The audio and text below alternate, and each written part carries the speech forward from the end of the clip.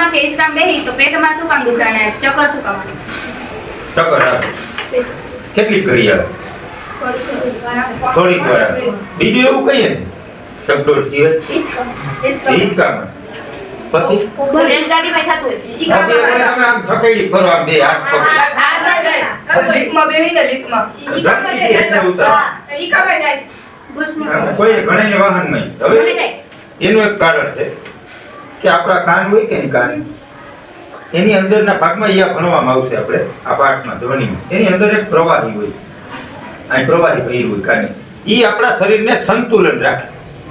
પ્રવાહી તમે માનો કે આ પ્રવાહી છે આવી રીતે આમ સ્થિર રહ્યું હોય તો આ સ્થિર કહેવાય એટલે આ પ્રવાહી ઓલી બાજુ નમે તો શરીર કઈ બાજુ નમવાનું કહે ને આ બાજુ એટલે એવું રીતે શરીરનું સંતુલન જાળવતું એક કાનની અંદર પ્રવાહી હોય હવે શું થાય કે માનો કે તમે ચકડોળમાં બેઠા એટલે પ્રવાહી એમ ડગમગે તમે ફટાફટ હેઠે ઉતરો એટલે ડગમગે જે તમે નીચે ઉતરી જાવ ને તો ઓલું પ્રવાહી તો ફરતું જ હોય એટલે તમારા મગજને એમ થાય કે હજી આપણે ચકડોળમાં બેઠા એટલે આપણે આમાં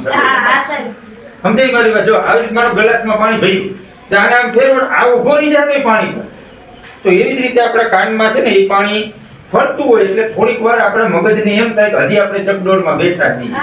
કે હજી આપણે હિંચકામાં બેઠા એટલે ઘણીક વાર આપણા શરીરનું સંતુલન નહીં થાય પછી પ્રવાહી સ્થિર થઈ જાય અને આપણું શરીરનું સંતુલન